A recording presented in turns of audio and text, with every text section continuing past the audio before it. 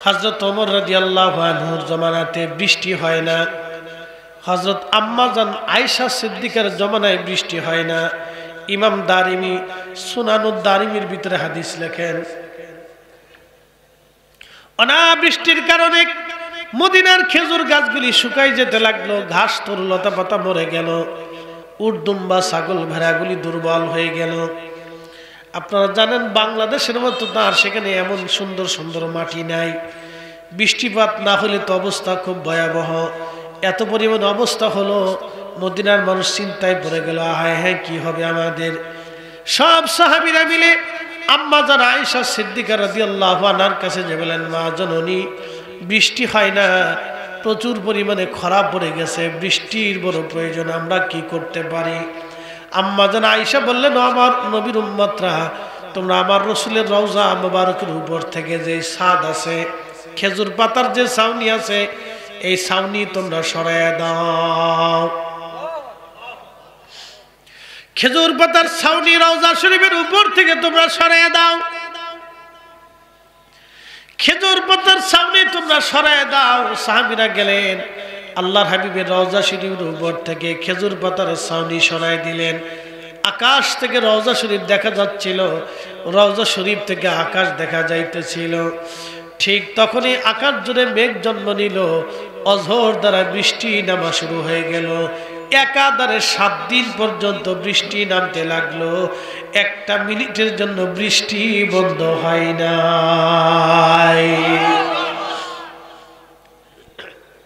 এত পরিমাণে বৃষ্টি হলো, মদিনা বৃষ্টিতে টইটুম্বুর হয়ে গেল।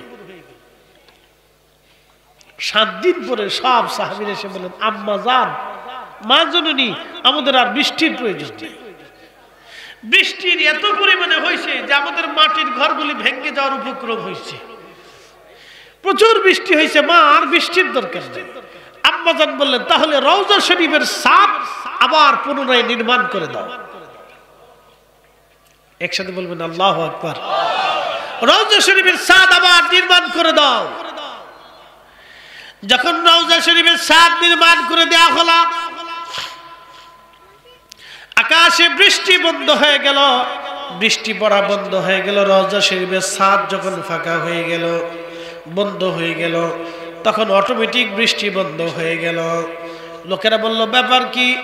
এর মূল কারণ হচ্ছে আকাশ যখন রওজা শরীফ দেখলো, আকাশ কাঁদতে লাগলো, আকাশ থেকে প্রচুর পরিমাণে বৃষ্টি পড়া শুরু হয়ে গেল, রহমতের ধারা অব্যাহতভাবে নামতে লাগলো।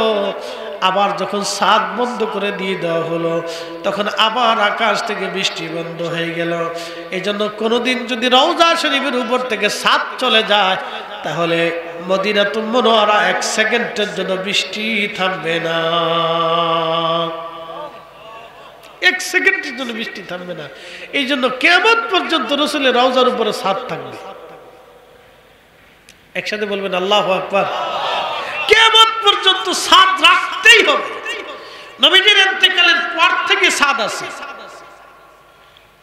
আল্লাহর নবীকে ইন্তেকালের পরে ঘরের ভিতরেই দাফন করা হয়েছিল, নবীজি যেখানে ইন্তেকাল করছিলেন। আম্মা জান আয়েশা সিদ্দিকা রাদিয়াল্লাহু আনহার ঘরের ভিতরে নবী ইন্তেকাল করেছিলেন। রাসূল আয়েশাকে বলে গিয়েছিলেন, আয়েশা, নবীরা যেখানে ইন্তেকাল করে সেখানেই নবীদেরকে দাফন করতে হয়। আয়েশা, আমি যেখানে ইন্তেকাল করব আমাকে সেখানেই যেন দাফন করা হয়। তা আল্লাহর নবী নিজের হুজরা শরীফের ভিতরেই নবী ইন্তেকাল করলেন, যেখানে বর্তমান রওজা শরীফ, ওইখানেই নবী ইন্তেকাল করেছিলেন। যেখানে রওজা শরীফ, এই ঘরটাই ছিল আল্লাহর হাবিবের পবিত্র হুজরা মুবারক। এখানেই আম্মা জান আয়েশাকে নিয়ে এবং আম্মা জানদেরকে নিয়ে নবীজি বসবাস করতেন। এর বাম পাশে ছিল বাবে জিবরাইল, ওই দরজা দিয়ে জিবরাইল আলাইহিস সালাম আসতেন। তার পিছনের দরজা হচ্ছে বাবুন নেসা, মহিলার ওই দরজা দিয়ে সে মাসলা মাসাইল জিজ্ঞেস করতেন। মদিনাতে গেলে দেখবেন রওজা শরীফ বর্তমানে এটাই হুজরা শরীফ। নবীজি যেখানে রওজা শরীফ, এখানেই নবী ইন্তেকাল করেছেন। প্রিয় নবীর ইন্তেকালের পরে সাহাবে کرام দ্বিধাদ্বন্দ্বে পড়ে গেলেন, কোথায় আমরা তাকে দাফন করব। কেউ বলে নবীর আম্মা জানের পাশে দাফন করা হোক, কেউ বললেন না হযরত খাদিজার পাশে দাফন করা হোক, কেউ বললেন না জান্নাতুল বাকিতে দাফন করা হোক। তখন সবাই বলল না, এই বিষয় তো আমরা বলতে পারবো না, এই বিষয়ে আয়েশা রাদিয়াল্লাহু আনহা আম্মাজান উম্মাহাতুল মুমিনিন ছাড়া অন্য কেউ বলতে পারবে না। নবীজি তাকে কি ফরমান ওসিয়ত করে গেছেন আমরা আম্মাজানের কাছে আগে জিজ্ঞেস করি। তখন সব সাহাবী আম্মাজানকে জিজ্ঞেস করলেন, মা জননী আপনি দয়া করে বলে দেন যে আমার রসুল কি বলে গেছেন। তখন আম্মাজান বললেন, দেখেন আল্লাহ রসুল বলে গেছেন নবীরা যেখানে ইন্তেকাল করে নবীদেরকে সেইখানেই দাফন করতে হয়। আমাদের রসুল বলে গেছেন নবী যেখানে ইন্তেকাল করবেন সেখানেই যেন তাকে দাফন করা হয়। অতএব রসুল হুজরা শরীফে ইন্তেকাল করেছেন, নবীকে জন্য এই হুজরাতেই দাফন করা হয়। তখন সাহাবা কিরাম বলেন, আলহামদুলিল্লাহ আমরা সুন্দর সিদ্ধান্ত পেয়ে গেছি, রসুলের ওসিয়ত পেয়ে গেছি, নবীদের সিদ্ধান্ত আল্লাহর সিদ্ধান্ত পেয়ে গেছি। এই জন্য রসুলের হুজরা থেকে মিম্বার পর্যন্ত রিয়াজুল জান্নাহ। কত হতভাগা আমাদের দেশের কিছু আলেম আছে, মুখে দাঁড়িয়ে আছে, মাথায় টুপি আছে, তারা বলতেছে রসুলের রওজাকে রওজা বলা যাবে না, কবর বলতে হবে। দেখবেন তারা ওয়াজে ওয়াজে বলে মাকবরাতুন নবী, মাকবরাতুন নবী, মাকবরাতুন নবী, মাকবরাতুন নবী, নবীর কবর, নবীর কবর। হ্যাঁ, এদের ওয়াজে শুনবেন আপনি, নবীর কবর। এটা কি বুঝে আমি জানি না। শোনেন, মূল বিষয় হচ্ছে আদব থাকতে হবে, আদব থাকতে হবে। কথা ঠিক আছে না ভাই? আদব থাকতে হবে। আপনি যত বড় দামি হন, আপনার পিতা আসার পরে আপনাকে দাঁড়াইতেই হবে। কথা ঠিক আছে না ভাই? আপনি যত বড় দামি হন, আপনার উস্তাদ আসার সাথে আপনাকে দাঁড়াইতে হবে। তাহলে আপনি আদব হলেন, আপনার লেখাপড়ায় দাম হবে। অনেক শিক্ষা অর্জন করেছেন কিন্তু আদব নাই, এই শিক্ষার 4 পয়সা মূল্য নাই। আরে আমার নবীজি রওজা শরীফ হুজরা শরীফ থেকে মিম্বার শরীফে আসতেন যাইতেন, আসতেন যাইতেন, আসতেন যাইতেন, আসতেন যাইতেন। আল্লাহ বলে দিলেন, হাবিব আপনি যেখান দিয়ে আসতেন যাইতেন ওই মিম্বার থেকে রওজা শরীফ পর্যন্ত এটা রিয়াজুল জান্নাহ, জান্নাতের বাগান, এটা বেহেশতের একটা অংশ। আসতে হয়ে গেল না? আরো জোরে বলেন। তাও জান্নাতুল ফিরদাউসের অংশ। ওই জায়গাটুকু জান্নাতের অংশ। দুনিয়াতে যদি জান্নাতের অংশ দেখতে চান তাহলে ওইটুক দেখবেন। পৃথিবীর একটা মাটির অংশ আল্লাহ জান্নাতের সাথে অ্যাডজাস্ট করে দিবে। এটা হচ্ছে রিয়াজুল জান্নাহ। মক্কায় পাবেন না, বাইতুল আকসায় হবে না, পৃথিবীর কোথাও হবে না, শুধু ওইটুক জায়গার ভিতরে। কেন? রাসূল ওখানে বারবার যাইতেন, আসতেন, যাইতেন, আসতেন, যাইতেন, আসতেন। রাসূল কারীমের যাওয়া আসার কারণে যদি দুনিয়ার একটা সাধারণ মাটি জান্নাতের বাগান হয়, তো রাসূল যেখানে ঘুমায় রয়েছে সেটা কি রওজা হতে পারে না? রওজা বলতে ওনাদের কাছে বেদাত বেদাত মনে হয়, শতান কোথাকার। এরা হয়েছে আবার বিরাট বড় খ্যাতি সম্পন্ন মুফাসসির। আমরা যখন বলি বলে বিরোধিতা করে, সব বেদাতির দল, আমরা বানাইছে বেদাতি। আমরা হয়ে গেছি আজকে বেদাতি, আমরা হয়ে গেছি মাজার পূজারী। যখন আমরা সত্যটা তুলে ধরি তখন আমরা হয়ে গেছি বেদাতি। নবীর উপরে ঈমান না আনলে কোন মুসলমানের কবর জান্নাতের টুকরা হবে? কোন মুসলমান মাফ পাবে, জান্নাত পাবে? তো নবীর উপরে ঈমানের কারণে মুসলমানের কবর যদি জান্নাত হয়, মুসলমানের যদি ক্ষমা হয়, তো রাসূল কারীমের কবর কি হতে পারে? তিনি যেখানে ঘুমায় সেটাই তো জান্নাত। কি কথা কর না কেন? তো নিজেই তো রাসূল জান্নাতের সাহেব, তিনি তো সাহেবের জান্নাত। আপনি শুনলে খুশি হবেন, আল্লাহ জান্নাতের ভিতরে উম্মতের জন্য রাসূল দরকার। বলে হুজুর এটা কেমন? আমি তো জান্নাতে চলে গেলাম, নবী দিয়ে কি করবো? হ্যাঁ, জান্নাতে যাওয়ার পরে তখন আপনাকে মনে হবে যে আমি যদি আরো উপর তলায় যেতাম, আরো ভালোটা পাইতাম, তখন আপনাকে রাসূলের সিগনেচার লাগবে, ওইখানেও রাসূলের সুপারিশ লাগবে। আল্লাহ ডাক দিবে, ইয়া পেয়ারা বন্ধু, আপনি যদি বলেন তাহলে আপনার উম্মতকে উপরের তলায় দিব। তখন আল্লাহর নবী বলবেন, হ্যাঁ হ্যাঁ আল্লাহ আমার উম্মত, আপনি দিয়ে দেন। একসাথে বলেন আল্লাহু আকবার। তো জান্নাতেও নবী লাগবে। কি কথা কন না কেন? আর হাসর কবর তো এটা তো আরো কঠিন জায়গা, জান্নাতেও রাসূল লাগবে, জান্নাতেও রাসূল লাগবে। এখন বলে দিয়ে গেলাম জান্নাতেও রাসূল লাগবে। কারণ এই দেখেন, এই অনেকে চিন্তা করে যে আমি যদি ফরিদি সাহেবের মতো হতাম, অনেকে চিন্তা করে আমি যদি ডক্টর ইউনুসের মতো হতাম। চিন্তা আছে না অনেকে? অনেক বাবা মা এসে বলে যে হুজুর আমার ছেলেটা যদি আপনার মতো হইতো। আমি সেন জানি যে আমি কি, আমি তো মনে করি যে আমি তো কিছুই না, আমার তো কিছু না, আমার যা আছে সব আল্লাহর দেওয়া। কথা ঠিক আছে না ভাই? 40 বছর আগে বাবাজির বয়স কত হবে? 72। তার মানে 75 বছর আগে ওনার কোনো অস্তিত্ব পৃথিবীতে ছিল না। কথা ঠিক আছে না? 45 বছর আগে আমার কোনো অস্তিত্ব পৃথিবীতে ছিল না। তাহলে আমার চোখ আল্লাহর দেওয়া, জবান আল্লাহর দেওয়া, কণ্ঠ আল্লাহর দেওয়া। আমরা কি ইচ্ছা করলে কণ্ঠ বানাইতে পারবো? ইচ্ছা করলে কি মিষ্টি মিষ্টি কথা আপনাদেরকে বলতে পারবো? আমি এক উস্তাদের কাছে হাদিস পড়তাম, বুখারী শরীফ, সহিহ মুসলিম, সিয়াসিত্তা এবং আরো আনুষঙ্গিক কিতাবাদি পড়তাম। মুরব্বী 40 বছর ধরে হাদিস পড়াইতে, আমরা বুড়া মুহাদ্দিস বলতো মাদ্রাসাতে। খুব তাকওয়াশীল লোক ছিল, জীবনে জুব্বা কোনোদিন আয়রন করে হুজুর পরে নাই। আমি বলতাম যে হুজুর একটু খুলে দেন, আমি ধুয়ে পরিষ্কার করে আয়রন করে দেব। না রে বেটা, বরিশালের লোক ছিল তোকে, না রে মনু কতদিন আর দুনিয়াতে বাঁচবো। এত বড় তাকওয়া ছিল, জুব্বাটাও আয়রন করে পড়তো না। একটা টুপি মাথায় লাগান থাকতো, দেখলে মনে হইতো যে উনি মুহাদ্দিস না। কেউ বলতে পারতো না যে উনি এত বড় মুহাদ্দিস, এত আলিমের উস্তাদ। তো উনি আমাকে মাঝে মধ্যে বলতেন, এ বনু তুমি মিষ্টি মিষ্টি কথা কেমনে পাও, ও আজ কেমনে করো? আল্লাহ উস্তাদ জি, আল্লাহ আপনারে দিছে আপনারে হাদিস শেখানোর জন্য, আর আল্লাহ আপনারে দিছে দুনিয়ার সাধারণ মানুষকে বোঝানোর জন্য। আপনার কাজ একটা, আপনার কাজ আর একটা। প্রিয় উপস্থিতি, যেহেতু ইল্লাল্লাযীনা আমানু,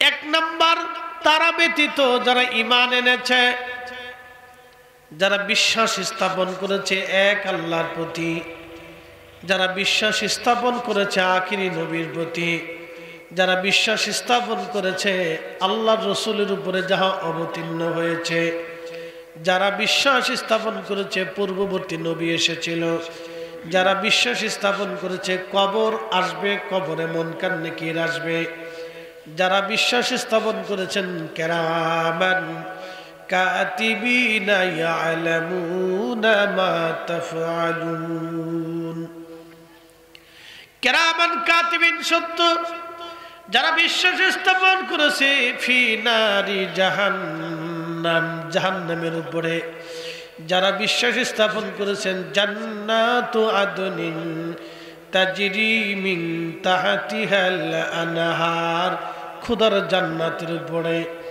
যারা বিশ্বাস স্থাপন করেছে ওয়া বিল আখিরাতি হুম ইউকিনুন, আখিরাতের উপরে যারা বিশ্বাস স্থাপন করেছে, আমার রব আমার আল্লাহ বললেন তারা ব্যতীত, এরা ব্যতীত পৃথিবীর সব মানুষগুলি ভুলের মধ্যে আছে, মহা ক্ষতি।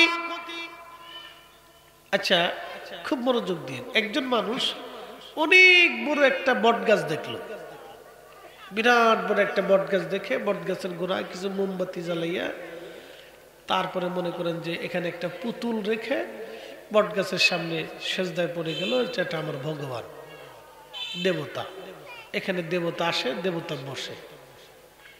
কি মনে করেন আপনারা? এটা তার একটা অন্ধবিশ্বাস না? এটা একটা ভুল বিশ্বাস। একটা বটগাছ কি হতে পারে? সৃষ্টির ভিতরে একটা বটগাছ কি? 13 লক্ষ পৃথিবী এক জায়গা করলে আল্লাহর তৈরি একটা সূর্য তত বড় হয়। তাহলে সূর্যের তুলনায় বটগাছটা কি? কিচ্ছু না। ওই মানুষ এটার পূজা করতেছে, সাগরের সামনে যায় সাগরকে পূজা দিচ্ছে, যে সাগর আমাদের এক দেবতা। বিরাট বড় একটা পুতুল বানাইয়া, মূর্তি বানাইয়া মূর্তির সামনে মাথা নত করতেছে, এটাই আমাদের ভগবান। ভগবান এটার ভিতরে আসছে, এটা রূপ ধরে বসছে। এই যে অন্ধবিশ্বাস, যে আমাদের বিদ্যার দেবতা আলাদা, পানির দেবতা আলাদা, খাবারের দেবতা আলাদা, তারপরে আপনার জীবনের দেবতা আলাদা, মৃত্যুর দেবতা আলাদা, যৌন শক্তির দেবতা আলাদা, আমাদের ঘরের লক্ষ্মী দেবতা আলাদা, গণেশ দেবতা আলাদা, কার্তিক আলাদা, এই ধরনের যে বিশ্বাস মানুষের ভিতরে আছে, তারা ভাবেন হয়তো এটা আমাদের এই বিশ্বাস। এই জন্য রব্বুল আলামিন বললেন যারা আমি আল্লাহর উপর ঈমান আনে, আমাদের রব একজন, একসাথে বলেন আল্লাহ কয়জন? একজন, কোনো সন্দেহ নাই। ওয়াকাদা রাব্বুকা আল্লা তা'বুদু ইল্লা ইয়্যা, রব বলতেছেন আমি নির্দিষ্ট করে দিয়েছি, আবশ্যক করে দিয়েছি, আল্লাহ ছাড়া আর কারো ইবাদত হবে না। একসাথে বলবেন আল্লাহু আকবার। মাজুসি ধর্মের যারা আছে তাদের বিশ্বাস হচ্ছে এই আগুন আমাদেরকে দেয়, আগুন আমাদের খোদা, এটা হচ্ছে তাদের বিশ্বাস। আগুন তাদের খোদা, এই জন্য তারা আগুন জ্বালায়া আগুনরে পূজা করে, আগুনের চারপাশ দিয়ে ঘুরে, আগুনরে তাওয়াফ করে, আগুনকে সেজদা দেয়, এটা করতে থাকে। এটা হচ্ছে মাজুসি ধর্ম। প্রিয় উপস্থিতি, খুব মনোযোগ দিবেন। রব্বুল আলামিন বললেন ইল্লাল্লাযীনা আমানু ওয়া আমিলুস সালিহাত,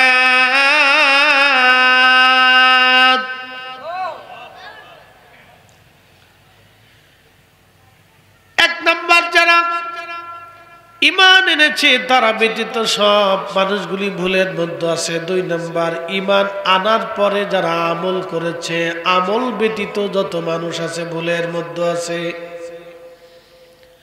নেক কাজ ব্যতীত যত মানুষ আছে সব মানুষ ভুলের মধ্যে আছে। নেক কাজ ব্যতীত যত মানুষ আছে সব মানুষগুলি ভুলের মধ্যে আছে।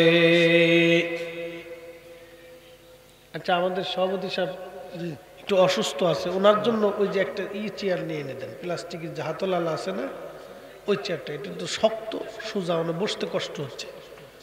এই তো এটা দেন, এটা দেন, ঠিক আছে, এটা দেন, নিয়ে আসেন। এগুলো খেয়াল করতে হয়, কারণ শক্ত চেয়ারে সবাই বসতে পারে না, সোজা হয়ে বসে থাকতে হয়, কষ্ট হচ্ছে ওনার। একটু দূরে সে বলি আল্লাহুম্মা সাল্লি আলা, হ্যাঁ এই তো ঠিক আছে, এইবার সুন্দর করে বসতে হবে, এইবার ওয়ালা আলি সাইয়্যিদিনা আল্লাহুম্মা সাল্লি আলা সাইয়্যিদিনা মাওলানা মুহাম্মদ ওয়া আলা আলি সাইয়্যিদিনা।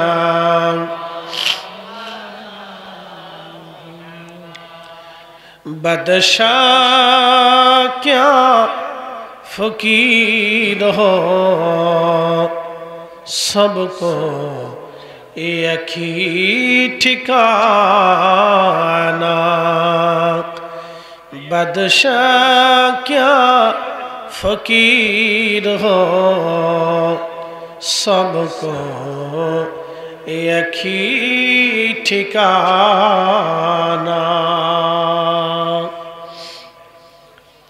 প্রিয় উপস্থিতি, এক নম্বর যারা ঈমান এনেছে, দুই নম্বর ঈমান অনুযায়ী যারা আমল করেছে, নেক কাজ করেছে, তারা ব্যতীত সব মানুষ ভুলের মধ্যে আছে। নেক কাজ ব্যতীত যত মানুষ আছে সবাই ভুলের মধ্যে আছে। এখন এক নম্বরে আল্লাহর যতগুলি ফরজ আছে, এই ফরজ আমলগুলি অবশ্যই আপনাকে আদায় করতে হবে। 5 ওয়াক্ত নামাজ, মাহে রমজানের রোজা, সামর্থ্য থাকলে হজ, এবং যদি আপনার উপরে যাকাত ফরজ হয় তাহলে যাকাত দেওয়া। এই ফরজ ইবাদতগুলি, এগুলিকে অবশ্যই আপনার জীবনে আদায় করতে হবে। এটা হলো নেক কাজের প্রথম ধাপ। দ্বিতীয় ধাপ হচ্ছে নওয়াফিল, অতিরিক্ত। এই অতিরিক্ত যে কাজগুলি আছে, যেমন কিছু সুন্নতে জায়েদা আছে, আপনি ইচ্ছা করলে পড়তেও পারেন, নতুবা ছেড়েও দিতে পারেন, ঠিক আছে। ইচ্ছা করলে এই সুন্নত কাজ করতেও পারেন, নতুবা ছেড়ে দিতে পারেন। যেমন আজকের মাহফিল করে, এটা ফরজ ছিল না, আজকেরটা করতেই হবে এমন কোনো ফরজ না, কিন্তু আপনারা এসেছেন, এই আসার কারণ এটার নাম হচ্ছে নওয়াফিল। বাড়িতে মাঝে মধ্যে মিলাদ মাহফিল দেন, জিকিরের মাহফিল দেন, কোরআন খতম দেন, ইচ্ছা করলে করতেও পারেন, নাও করতে পারেন, কিন্তু আন-নওয়াফিল করলে আন-নওয়াফিল অতিরিক্ত। এই আন-নওয়াফিলটাকে আমরা বানিয়েছি বেদাত। আমাদের মূল সমস্যা হয়েছে এখানে, এই আন-নওয়াফিলটাকে আমরা বানিয়েছি বেদাত। অতিরিক্ত ইবাদতটাকে আমরা বলতেছি বেদাত, এটা বন্ধ করে দাও। এটা বন্ধ করে সমাজের কোনো উপকার হয়নি। আমি আপনাকে একটু বুঝাই। বাবা মরে গেছে, মা মরে গেছে, সন্তানের দায়িত্ব হচ্ছে বাবা মার জন্য দোয়া করা। এখন ধরেন প্রত্যেক সন্তান কি 100% বাবা মার খেদমত আদায় করতে পারে? আমি পারছি? আমি পারিনি, আপনিও পারেননি। বলে হুজুর কেন পারেন নাই? কাজের ব্যস্ততায়, জীবনের প্রয়োজনে আমরা যখন কাজে কর্মে থাকি তখন মার খেদমত করার, বাবার খেদমত করার সুযোগ আমাদের হয় নাই। কেন হয় নাই? দেখেন, একটা মা আপনার পিছনে 25 বছর সময় দিছে। আমি বুঝাই আপনাকে। আপনার কাপড় ধুয়ে দিছে, বিছানার কাপড় ধুয়ে দিছে, আপনার জন্য রান্না বান্না করছে, আপনি কি খাবেন, কোনটা পছন্দ করেন, মা কিন্তু বাইসে বাইসে আপনার খাওয়াইছে। কথা ঠিক আছে না? প্রত্যেক মা প্রত্যেক সন্তানকে বেছে বেছে খাওয়াইছে। আমার ছেলেটা এটা পছন্দ করে না, আমার মেয়েটা এটা পছন্দ করে না, এটা খাইতে পারে না, তো মা বাইসে বাইসে আপনার খাওয়াইছে। যেটা খাইতে পারেন নাই সেটা মা নিজে খাইছে, ভালোটা আপনার খাওয়াইছে। এইভাবে মিনিমাম 25 বছর আপনার পিছনে মা সময় দিছে, বিনিময়ে আপনি 25 দিনও মার এইভাবে খেদমত করেন নাই। কোনোদিন মার কাপড় ধুয়ে দেন নাই, মার বিছানা ঠিক করে দেন নাই, মার বিছানা পরিষ্কার করেন নাই, মার বাথরুম পরিষ্কার করে দেন নাই, এই মার রান্না বান্না করে দেন নাই, মা কি পছন্দ করে, কোন খাবার খাবে সেটা আপনি খাওয়ান নাই, তো কি খেদমত করছেন? আমার কথার যুক্তি আছে না?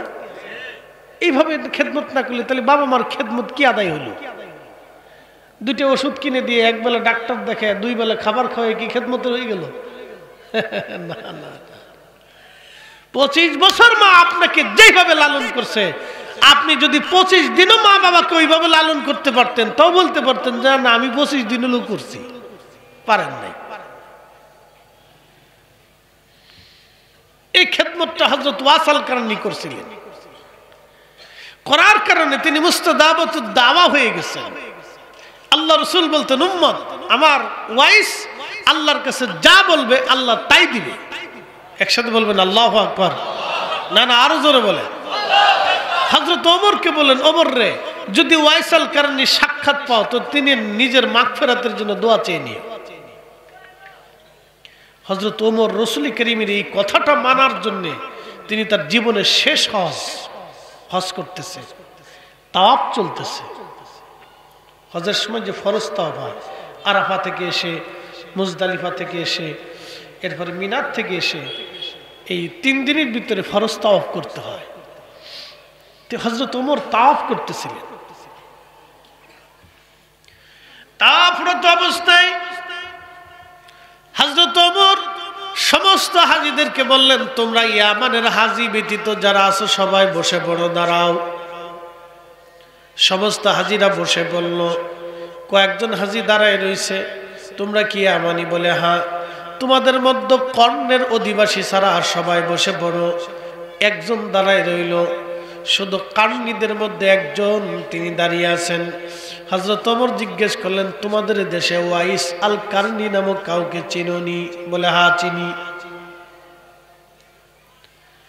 লোকটি বলতেছে, সে সম্পর্কে আমার ভাতিজা হয়, আমি তার চাচা হই। আমাদের ওয়াইস নামে একজন পাগল আছে। কি আছে দেখছেন নি? হযরত ওমরের কাছে বলতেছে, ওয়াইস নামে একটা পাগল আছে, তার আমরা পাগল মনে করি। সে অত্যন্ত হীন ক্ষীণ, দুর্বল, দরিদ্র, বিচি টুকায় টুকাইয়া বাজারে বিক্রি করে কোনো রকম খেয়ে থাকে, না খেয়ে থাকে। তার একটা ঝুপড়ি ঘর আছে। ঝুপড়ি ঘর তো বুঝছেন, আপনাদের দেশে পাটখড়ি টাটখড়ি দিয়ে, এই উচ্ছিষ্ট হাবিজাবি দিয়ে কোনো রকম বাঁধে বুধে দিয়ে ঝুপড়ি ঘর। তার একটা ঝুপড়ি ঘর আছে। সে মানুষের সাথে মিশে না, ওই ঘরের ভিতরে 3 রাত 24 ঘন্টা ইবাদত করে। তার একটা ঝুপড়ি ঘর আছে, খেয়ে থাকে, না খেয়ে থাকে। আমরা তারে পাগল মনে করি। হযরত ওমর রাদিয়াল্লাহু আনহু চোখের পানি ফেলে ফেলে কাঁদতেছিলেন। ইমাম আবুল ফারাজ ইবনুল জৌজি 900 বছর আগে তার কিতাবে লিখতেছেন হযরত ওমর চোখের পানি ফেলে ফেলে কাঁদতেছে। তো হাজিরা চিন্তা করে ওমর কাঁদে কেন? এক পাগলের কথা শুনে ওমর কেন কাঁদে? ওমরের মতো খলিফাতুল মুসলিমিন পাগলের কথা শুনে কাঁদতেছে, এটা কি চারটিখানি কথা? তো তার চাচা বলতেছে আমরা তাকে পাগল মনে করি, সে সমাজের সাথে মিশে না, নামাজ কালাম নিয়ে পড়ে থেকে যে গিরাজগার করে ওই ঝুপড়ির ভিতরে থাকে। আর সে বাজারে ওই রাস্তাঘাটে ছেলেরা খেজুর খেয়ে খেয়ে ফেলে দেয়, ওই খেজুরের যে বিচিগুলি থাকে বিচিগুলি টুকায় টুকায় বাজারে নিয়ে বিক্রি করে 2-1টা খেজুর কিনে এনে ওটা খাইলে খেলো, না খেলে না খেয়ে থাকলো। আপনি বুঝে যাবেন একটু।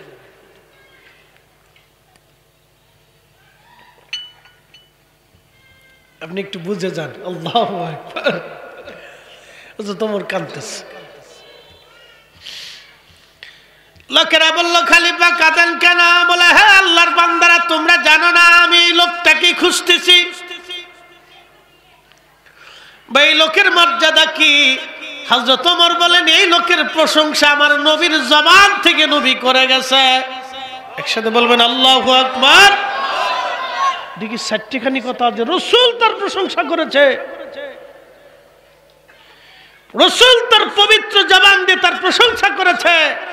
এ লোকেরা হাজিরা, আমার রাসূল বলে গেছে হে ওমর যদি কোনোদিন তার সাক্ষাৎ পাও তো তার কাছ থেকে তুমি মাগফিরাতের দোয়া চেয়ে নিও, আর আমার গুনাহগার উম্মতের জন্য দোয়া করতে বলো, কারণ আমার ওয়াইস দোয়া করতে দেরি হবে, আল্লাহর দরবারে মঞ্জুর হতে দেরি হবে না। আল্লাহু আকবার। আপনি দেখেন একটা ঝুপড়ি ঘরের ভিতরে এক পাগল, তার দোয়াটা আসমানে কেমন করে কবুল হয়। এই জন্য সুন্দর চেহারা হলেই সে বড় আলেম হয় না, সুন্দর চেহারা হলেই বুজুর্গ হয় না, সুন্দর পোশাক হলেই বুজুর্গ হয় না, অনেক হাদিস জানলেই বুজুর্গ হয় না, অনেক বড় মুফাসসির হলেই বুজুর্গ হয় না, অনেক বড় ডক্টর হলেই বুজুর্গ হয় না। বুজুর্গি হলো তাকওয়াতে, আল্লাহর ভয়ে। কথা বল ঠিক কিনা? রিকশাওয়ালা, দিনমজুর, সাধারণ ব্যক্তি যার ছেড়ে ফোটা ফোটা কাপড় চোপড় দেখতে পারেন, তার ভিতরে যদি তাকওয়া থাকে আল্লাহ বলছেন সে আমার কাছে শ্রেষ্ঠ। আমি বাদশা চিনি না, ধনী চিনি না, দরিদ্র চিনি না, একমাত্র রাব্বে কারীমের দরবারে বৈষম্য নাই, আমার রাসূলের দরবারে বৈষম্য নাই, সব জায়গায় বৈষম্য আছে। আমার রাসূলের দরবারে একটা জায়গা হবে, ইশকে রাসূল যার আছে রাসূলের দরবারে তার জায়গা হবে, আল্লাহর দরবারে তাকওয়া যার বেশি হবে আল্লাহর দরবারে তার জায়গা হবে। সিহারা টেহারা দেখে, লেখাপড়া দেখে, অনেক স্টাডি দেখে, সার্টিফিকেট দেখে, বিরাট বড় জমিদারি দেখে, নেতা সর্দার মাতব্বর চেয়ারম্যান মেম্বার এমপি মন্ত্রী মিনিস্টার, এইগুলো দেখে আল্লাহ কোনো ফয়সালা করবে না। ফরিদি সাহেব বিরাট বড় বক্তা, অনেক সুন্দর ওয়াজ করে, এইগুলি দেখে আল্লাহর কোনো ফয়সালা নেই।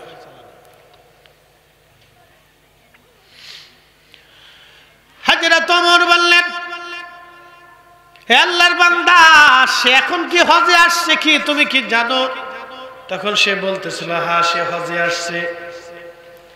হযরত ওমর বললেন তাহলে বলো কোথায় গেলে তাকে পাওয়া যাবে, কোন জায়গায় গেলে তাকে পাওয়া যাবে?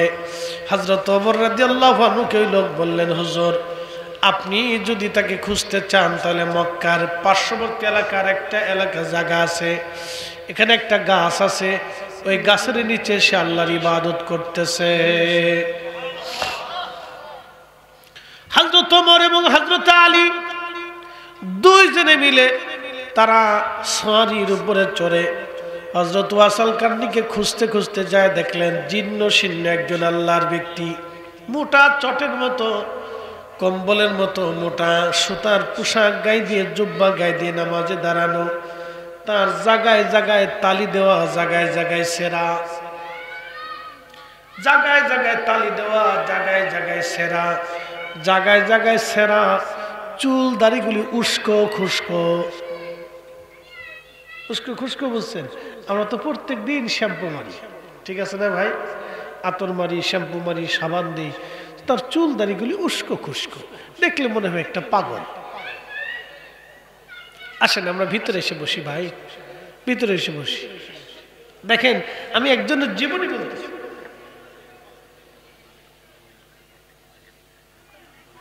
আচ্ছা, তা আমরা ভিতরে এসে বসি।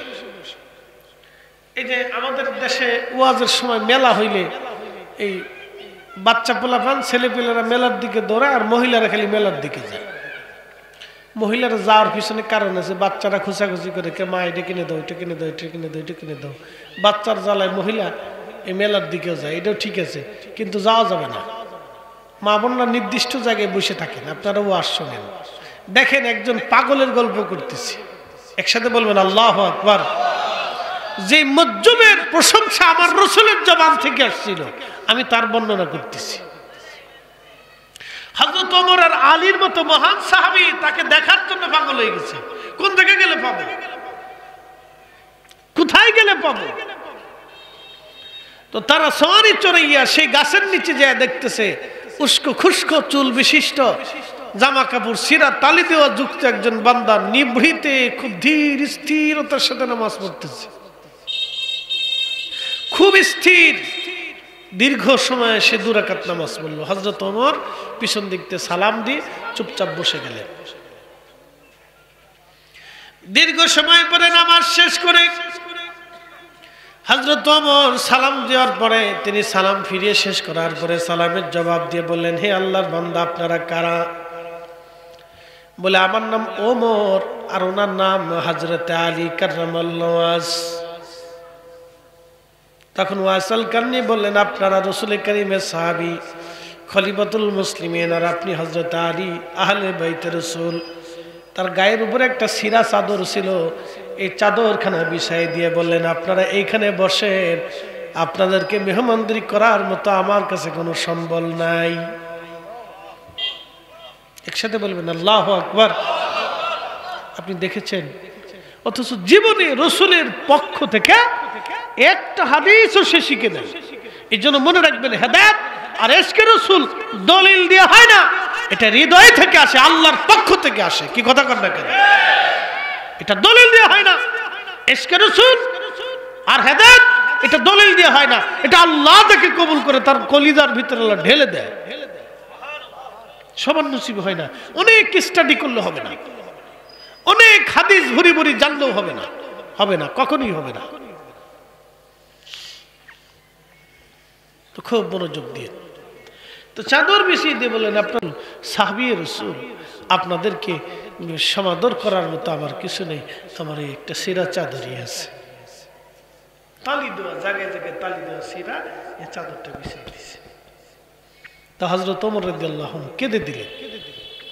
তার এই হালত দেখার পরে কেঁদে দিলেন, যাহ, রাসূল তার প্রশংসা তো এমনিতেই করে নাই। তো হযরত ওমর বললেন, আপনি যদি কিছু মনে না করেন, কিছু সময় অপেক্ষা করলে আমি মদিনার বাজারে যাব। বলে, কেন? বলে, আপনার জন্য কিছু পোশাক আর কিছু খেজুর কিনে নিয়ে আসবো, আমি আপনাকে দিতে চাই। হযরত ওয়াসাল কারনি বললেন, ওমর, আমার যে পোশাকটা আছে সিরা জুব্বা, এটি আমার জন্য যথেষ্ট, আর খাবার ওটা আগামী দিনেরটা, আগামী সময়টা আল্লাহ নিজে বরাদ্দ করে রাখছে, ওটা আমার হাতে নাই। একসাথে বলবেন আল্লাহু আকবার। তার তাকওয়ার দিকে তাকে হযরত ওমর কেঁদে ফেলে দিয়ে বললেন, ইয়া রাব্বি, আমাকে কি দেখাইলেন আল্লাহ? তখনই বলতেছে, হুজুর আপনি দোয়া করে দেন, আল্লাহ রাসূল আপনার প্রশংসা করেছেন, রাসূল আমাকে হুকুম দিয়েছেন আপনাকে পেলে আমার মাগফিরাতের জন্য দোয়া করার জন্য, আপনি দয়া করে আমাকে দোয়া করে দেন, আল্লাহ ওমরকে যেন ক্ষমা করে দেয়, আর আপনি আরো দোয়া করেন আখিরি নবীর উম্মতকে যেন আল্লাহ মাফ করে দেয়। হযরত ওয়াসাল কারনি বললেন, আমি প্রত্যেক নামাজেই তাদের জন্য দোয়া করি। আমি ছোট্ট করে তার জীবনীটা আপনাদেরকে শোনাইলাম। হযরত ওমর রাদিয়াল্লাহু আনহু কে ওয়াসাল কারনি বলতেছে, ওমর, আমার সময় হাতে কম, চলে যেতে হবে। বলতেছে, হুজুর আমাকে কিছু নসিহত করে যান। হযরত ওমর বলতেছে ওয়াসাল কারনিকে, আপনি আমাকে কিছু নসিহত করেন, আমাকে কিছু নসিহত করে। প্রিয় উপস্থিতি, হাজিরিন, হযরত ওয়াসাল কারনির জীবনী আমি আপনাদেরকে সামনে সামান্য শোনাইলাম। নবীজি বলতেন, আমার উম্মত রে, আমার উম্মতের মধ্যে ক্ষুধার ভয়ে বেশি ক্রন্দনকারী একজন আল্লাহর বান্দা, তিনি আমার ওয়াইস, যার চোখের কোণাতে সবসময় পানি জমে থাকতো আল্লাহর ভয়ে। আল্লাহর ভয়ে যার চোখের কোণায় পানি জমে থাকতো আমার ওয়াইস আল কারনি। এই জন্য প্রিয় ভাই বলে দিয়ে যায়, অনেক এলেম জানলে আলেম হয় না যদি তার তাকওয়া না থাকে। অনেক ভুরি ভুরি হাদিস জানলে বড় মুহাদ্দিস হওয়া যায় না যদি ইশকে রাসূল অন্তরে না থাকে। কি কথা কন না কেন?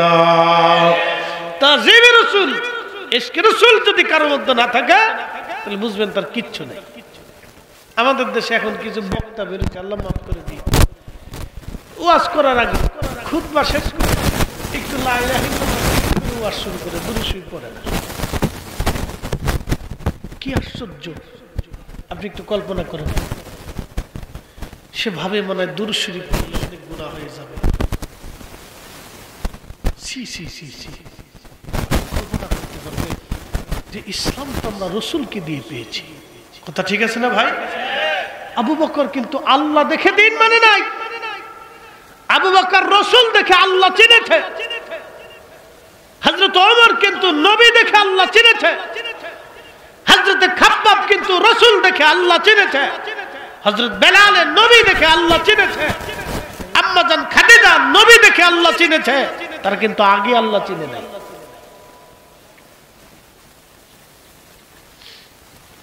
আম্মা জান খাদিজাতুল কুবরা রাসূল করিমকে ব্যবসার দায়িত্ব দিলেন।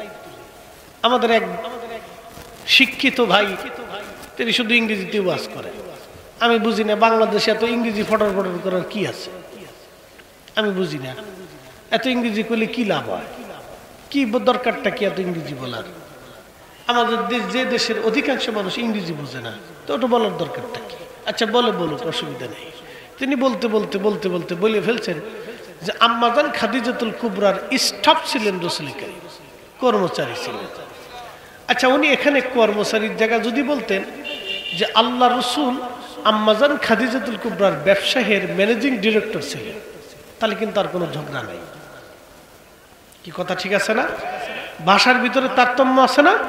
কথার ভিতরে দিয়ে ঝগড়া বাঁধে, কথা দিয়ে ঝগড়া ছাড়ে। এ আমার দিকে তাকান, কথা দিয়ে ঝগড়া শুরু হয়, কথা দিয়ে ঝগড়া শেষ হয়। কথার কারণে মানুষ রাগ করে, কথার কারণে মানুষ হাসে, কথার কারণে মানুষ যুদ্ধ করে, কথার কারণে মানুষ যুদ্ধ ছাড়ে। জবান। এই জন্য রাসূল করিম বললেন, তুমি যদি তোমার এই জবানের নিরাপত্তা দিতে পারো তাহলে আমি তোমাকে বেহেশতের নিরাপত্তা দিয়ে দেব। একসাথে বলবেন আল্লাহু আকবার। উনি যদি স্টাফের জায়গায় ম্যানেজিং ডিরেক্টর বলতেন তাহলে আর কোনো ঝামেলা নেই। রাসূল কি আদতে স্টাফ ছিলেন? কখনোই না। আম্মা জান রাসূল করিমকে তার ব্যবসায়ের প্রধান নির্বাচিত করলেন। প্রধান মানে কি? Managing director. আম্মা জান তার রাসূলকে ব্যবসার প্রধান নির্বাচিত করে আম্মা জানের একজন গোলাম ছিল, সেই গোলামকে বললেন তুমি তার খেদমত করবা, তাকে সাহায্য করবা, সহযোগিতা করবা। আল্লাহর নবী হচ্ছেন আম্মা জান খাদিজাতুল কুবরার ম্যানেজিং ডিরেক্টর, ব্যবসার ম্যানেজিং ডিরেক্টর হলেন। তুমুল পরিমাণে ব্যবসায় লাভবান হয়ে আমার নবীজি মদিনাতুল মুনাওয়ারায় ফিরে চলে আসলেন, মক্কাতুল মুকাররমায় ফিরে চলে আসলেন। মক্কা নগরে যখন ফিরে আসলেন, ফিরে আসার পরে তখন ওই যে গোলাম নবীজির সাথে পাঠানো হয়েছিল, ওই গোলাম এসে আম্মা জান খাদিজাকে বললেন, খাদিজা গো, আপনি আমারে এমন এক মালিকের সাথে পাঠিয়ে দিয়েছিলেন, আপনি যাকে ব্যবসার প্রধান করে নির্বাচিত করেছেন, এই মুহাম্মদ সাল্লাল্লাহু আলাইহি সাল্লাম সাধারণ কোন যুবক না। একসাথে কোন আল্লাহু আকবার। বলতেছে খাদিজা, মালিক আমার, আপনি আমাকে যে যুবকের অধীনে করে দিয়েছিলেন মালিক, আমি সেই যুবক সম্পর্কে আপনাকে গোপন তথ্য দিচ্ছি। এই যুবক সাধারণ কোন যুবক না। আমি দেখেছি সে যখন মরুর রাস্তা দিয়ে হাঁটতো তখন আকাশের মেঘ থেকে ছায়া দিত। না আসতে হয়ে গেল কেন? জোরে বলেন। আম্মা জান খাদিজাতুল রাদিয়াল্লাহু আনহার গোলাম মনিবকে বলতেছে, মনিব, আপনি আপনার ব্যবসার প্রধান যাকে নির্বাচিত করেছিলেন সেই যুবক মুহাম্মদ, সে সাধারণ কোন যুবক না। উনি তো বলে ফেলছেন স্টাফ। স্টাফ না, এটা ভুল মিথ্যা তথ্য। আম্মাজান খাদিজাতুল কুবরার ব্যবসায়ের প্রধান ছিলেন তিনি, ম্যানেজিং ডিরেক্টর ছিলেন তিনি।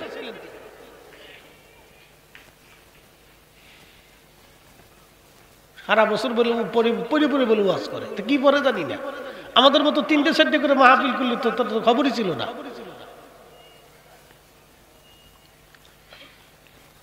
বুঝতে পারতেছেন, কালকে সিলেট থেকে 2টা প্রোগ্রাম সেরে এসে জমা পড়েছি। জমা পড়ে এসে এখানে মাগরিব ধরবো, এরপরে এসার পর আরেকটা ধরবো, রাত্রে আরেকটা ধরে কালকে আবার সিলেট যাবো। আমাদের মতো বেঘুমা থাকলে তো তাহলে ওয়াজের ডানে কোথায় চলে যেত, বামে কোথায় চলে যেত, আউযুবিল্লাহ বিসমিল্লাহ কোথায় থাকতো আল্লাহই জানে। আর আমরা বলবে যে আপনি আমাদেরকে হিংসা করতেছেন। হিংসা করার কি আছে এখানে? আপনি রসুল সম্পর্কে ভুল তথ্য দিবেন, আর আমরা কি তার জবাব কি মানুষকে বুঝাবো না? সঠিকটা বুঝাবো না? কি কথা কন না কেন? ঠিক আছে না? আপনি ভুল তথ্য দিলে তো আমাদের দায়িত্ব হচ্ছে সঠিকটা মানুষকে জানানো। কথা ঠিক আছে না ভাই? ওনাদের সাথে তো আমাদের ব্যক্তিগত কোনো আক্রোশ নেই। ওনার কাজ উনি করবেন, আমরার কাজ আমরা করবো। প্রত্যেক বক্তা যার যার দায়ী শেষে কাজ করবে, করুক, যার যার ইচ্ছা শেষে করুক, কিন্তু ভুল তথ্য দিলে তো হবে না। তখন এই গোলাম এসে বলতেছেন, ইয়ার অগমনী, আপনি যে যুবককে ব্যবসার প্রধান নির্বাচিত করছিলেন, আমি তার গোপন তথ্য শুনতেছি। শোনেন, সে গাছের নিচে বসলে গাছ সমস্ত ডালপালা দিয়ে তাকে ছায়া দিত। আরো জোরে বলেন আল্লাহু আকবার। তখন আম্মাজান খাদিজা বললেন, বলো কি?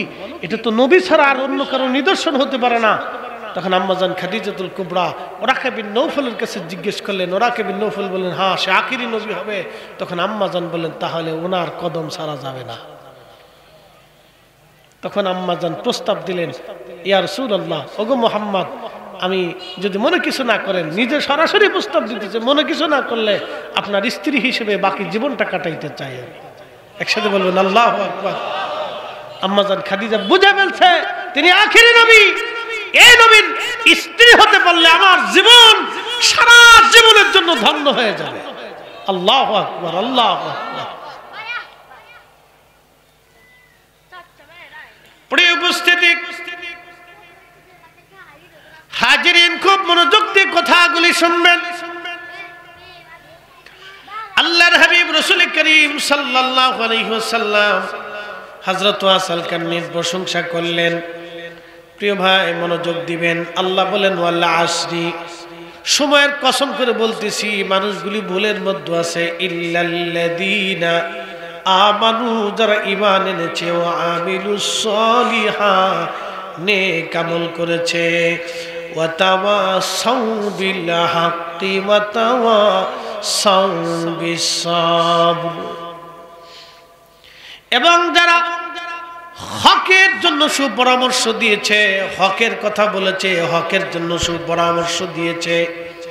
অর্থাৎ সত্যের জন্য, ন্যায়ের জন্য যারা একজন আর একজনকে পরামর্শ দিত, ন্যায় কাজ, ন্যায় সঙ্গত কাজ করার জন্যে একজন আর একজনকে পরামর্শ দিত, নসিহত করত এবং সাহায্য করত, তারা ব্যতীত সব মানুষগুলি ভুলের মধ্যে আছে। অতাবাসাউ বিসসবর, এবং সবরের পরামর্শ যারা দিত,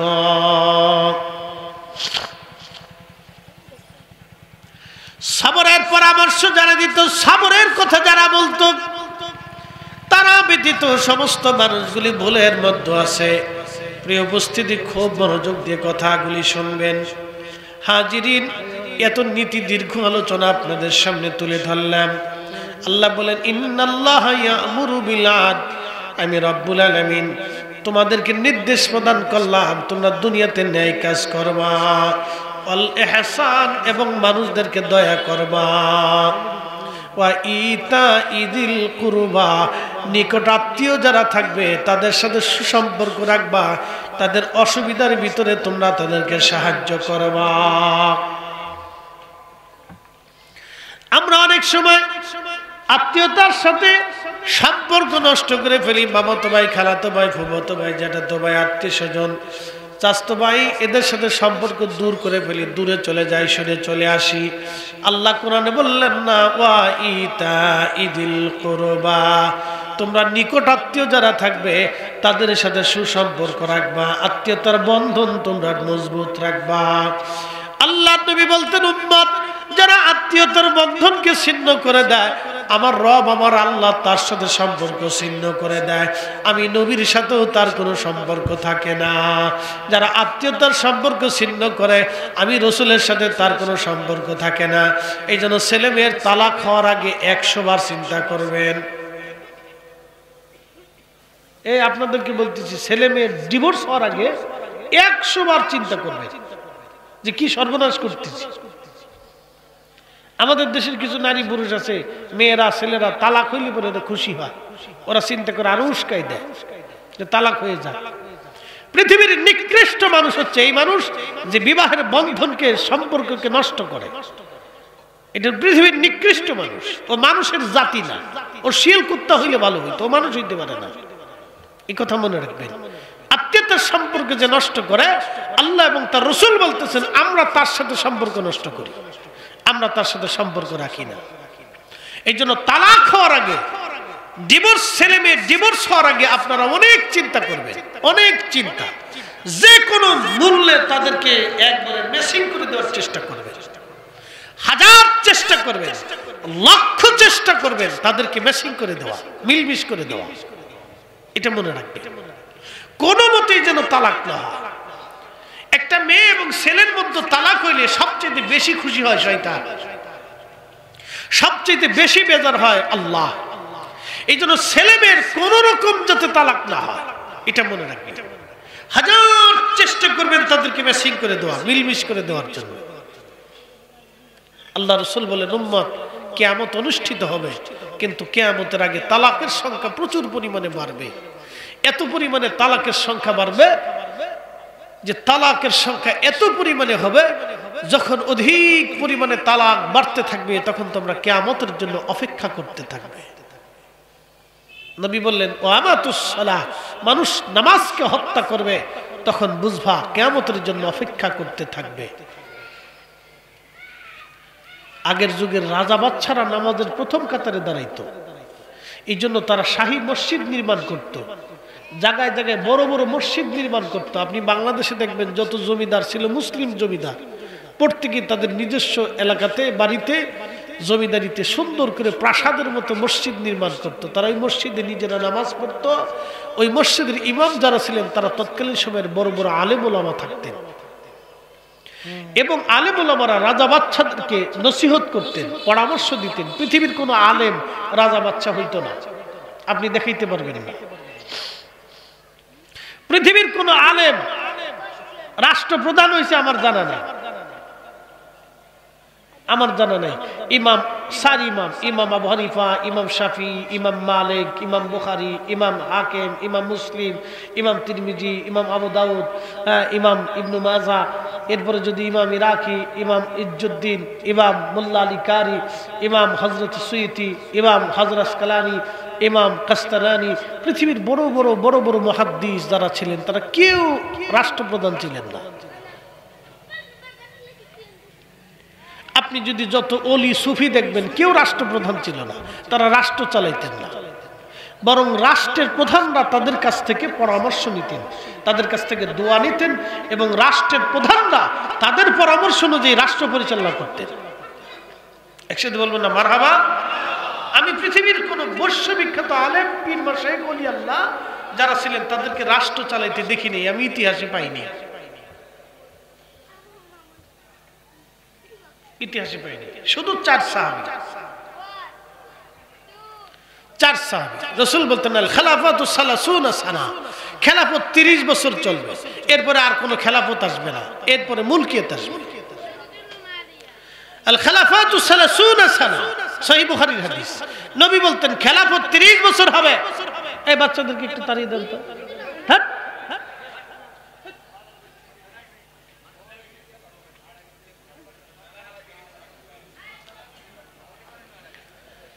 আর এই মুরগির বাচ্চার মতো সেও সেও সেও সেও করতেই থাকে। এই বাচ্চারা আর মহিলারা একরকম। 10 মহিলা এক জায়গায় হইলে দুনিয়ার ইতিহাস গাইতে থাকে। আমি নাম দিচ্ছি আনলিমিটেড ব্যাটারি। এটা রেডিও, ব্যাটারি ছাড়াই চলতে থাকে, বিবিসি সংবাদ। আর বাচ্চারা হচ্ছে এরকম, বাপরে বাপ, এত কথা ফেটের ভিতরে যে আছে, খালি বড় বড় গাইতেই থাকে। একসাথে বলি না আল্লাহু আকবার।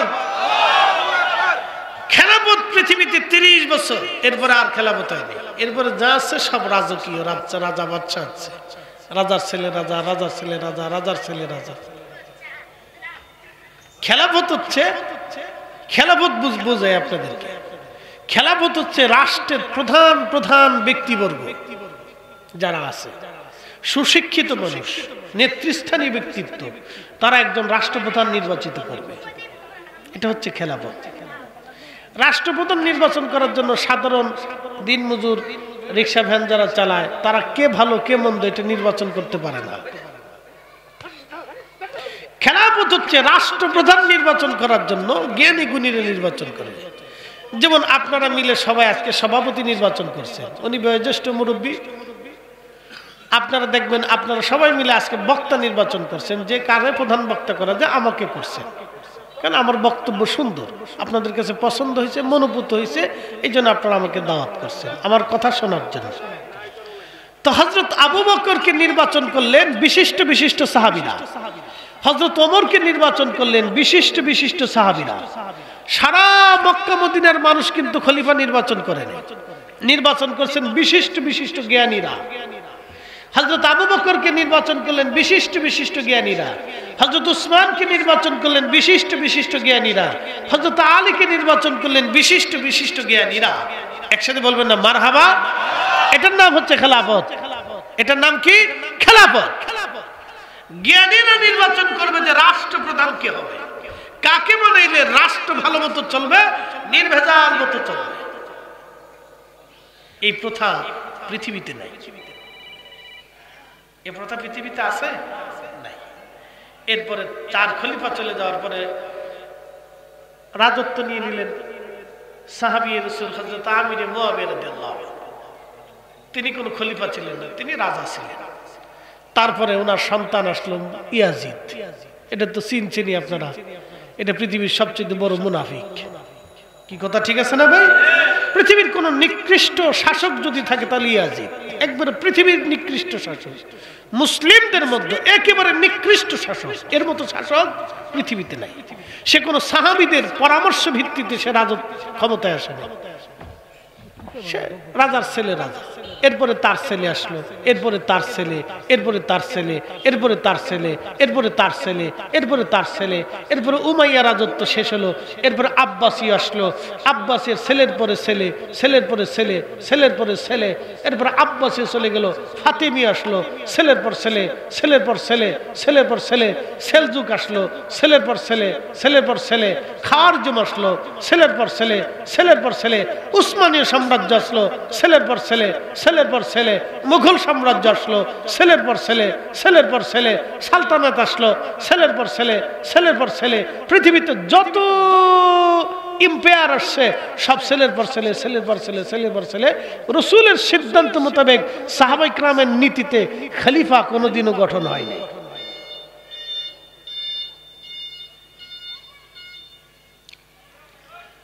প্রিয় উপস্থিতি, এগুলি আপনাদেরকে নিয়ে সাধারণ মুক্তাসার আমি আপনাদেরকে ধারণা দিলাম। ভাই খুব মনোযোগ দিবেন। আল্লাহ বললেন তোমরা ন্যায় বিচার করবা, ন্যায় বিচার প্রতিষ্ঠিত করবা, তোমরা ইহসান করবা, মানুষকে দয়া করবা, মানুষকে দয়া করবা, দয়া দয়া দয়া করবা। আল্লাহ নবী আরো বললেন, আল্লাহ কোরআন আরো বললেন, হে আমার বান্দারা, এরপরে তোমরা নিকট আত্মীয় স্বজন যারা আছে তাদের সাথে সুসম্পর্ক রাখবা, আত্মীয়তার সম্পর্কে বন্ধনকে দৃঢ় করবা। এরপরে আল্লাহ বলেন আনিল ফাহশাই ওয়াল মুনকার, তোমরা খারাপ ফাহশা কাজ থেকে নিজেদেরকে নিবৃত রাখবা, দূরে দূরে রাখবা। ফাহশা কাজ, ন্যাক্কারজনক কাজ, নিকৃষ্ট কাজ থেকে তোমরা দূরে থাকবা এবং অন্যজনকে দূরে রাখার চেষ্টা করবা।